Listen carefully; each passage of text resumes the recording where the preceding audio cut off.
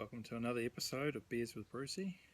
Today we have the Garage Project, Lupus, the Wolfman. It's a 9% ABV. Quite cool artwork on the bottle. Let's give it a go.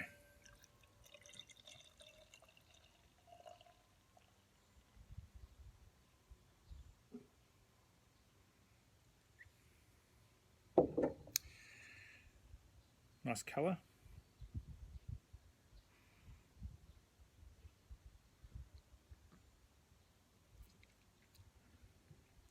That's delicious. Just a real nice balance in that one. Actually, I'm going to have another. Oh yeah, that's good. I'm not too sure what size bottles it comes in. The only one I've got here is a 650ml bottle. So